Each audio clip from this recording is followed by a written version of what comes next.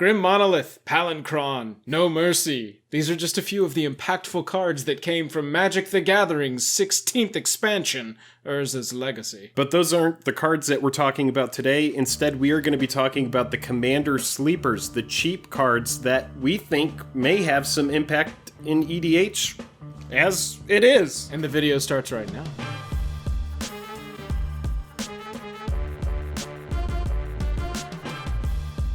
Special thanks to our Patreon supporters who power our channel. Check out our Patreon for monthly giveaways, exclusive content, and even a starring role in our fan fight series. Link in the description below. As it is! As it is! That Whatever that means. You needed to add that to that already completely formed sentence.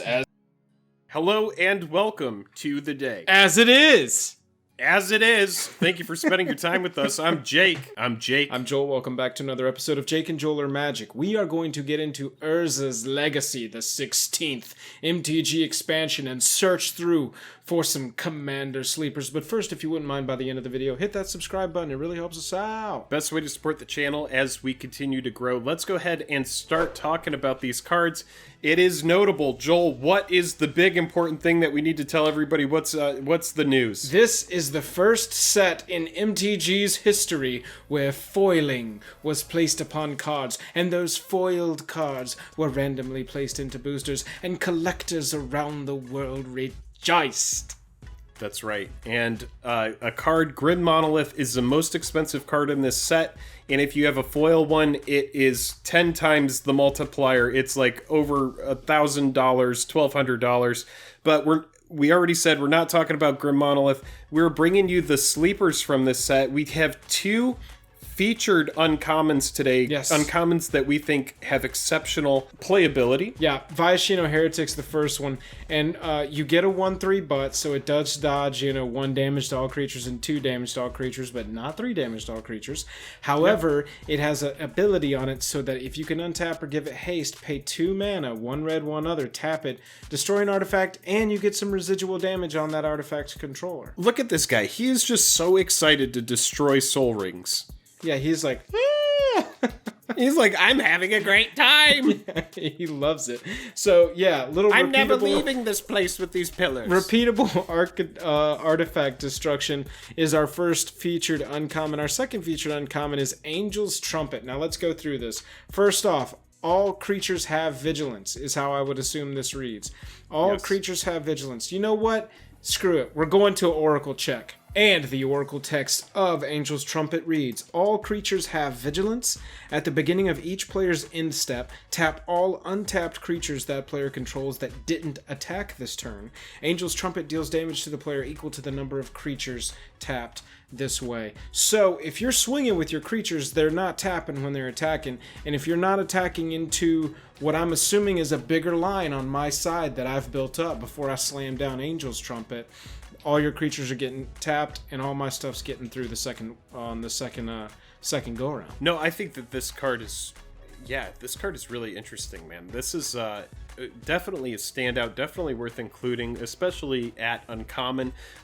This makes me immediately think of tribal decks, aggro decks. Aggro for These sure. are the kind of things that are going to want this card. This obviously isn't a card for every single deck, but no, very cool card. Definitely a neat addition and definitely a standout, especially at under $1. Yeah, creature-based attacking aggro decks for sure. Let's go into our rares. Damping Engine is up first. We found a neat little stacks card.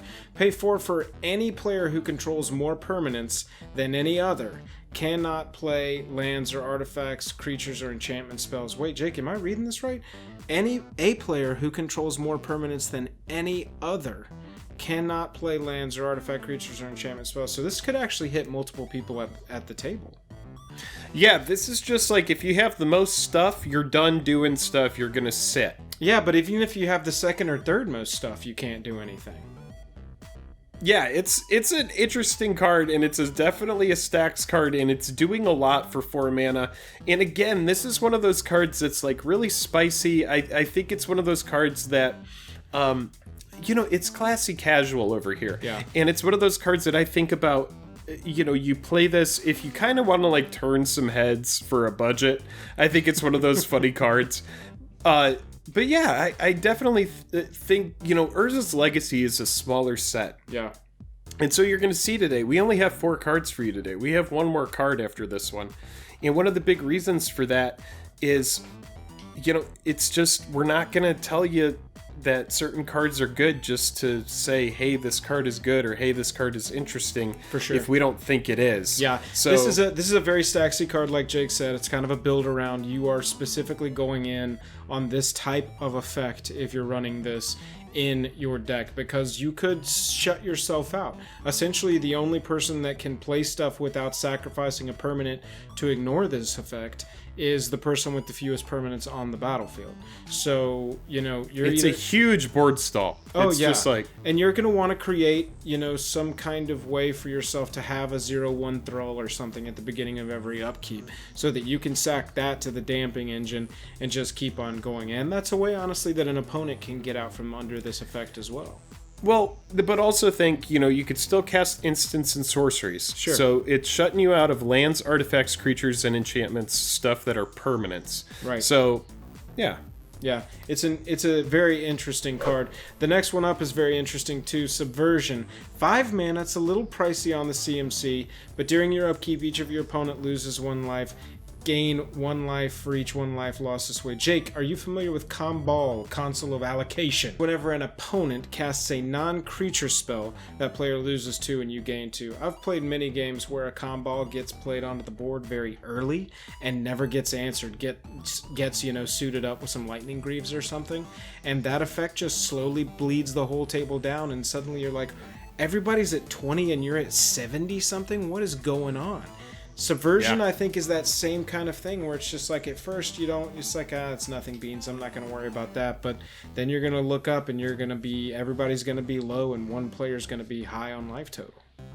Yeah, there's definitely ways to abuse this effect, and this is a really interesting card. I know that it is expensive, we've already said that, but yeah, the amount of life that you're going to be netting, depending on the number of players that you're playing against, I would include this in a game of like 3 or more players. You're not going to want this in a one-on-one. If you're going to be like, I'm playing one-on-one EDH today, yeah, you probably don't want to be running Subversion in your deck, but other than that, I think it's a really interesting card. Yeah, I'm a big fan.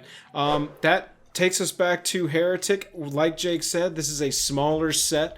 We're not going to just go dragon for any little card that might have some playability. We do want to try and offer cards that have a lot of playability. So we appreciate you watching. If you wouldn't mind hitting that like, hitting that subscribe button, really helps us out. If you want to support us further, we got a Patreon. Link is down in the description below. We've got monthly giveaways going over there running right now, and for a limited time, depending on when you're seeing this, yes, you could get a free t-shirt by joining at any level, depending on when you're watching this. So go and check out our Patreon. We got some cool stuff going over there, exclusive content, monthly giveaways. And if you want to hang out with us, we've got a Twitch. We're streaming most Tuesday and Thursday evenings over there. Jake, I'm tapped out. You said all the things, man. You could use a shirt. If you need to start a fire, you could catch a shirt on fire, and it can be the start while you go try to find wood. If you need to start a fire, you could catch a shirt on fire. Yeah, that's good. I like that. It will burn there. You will have a couple moments.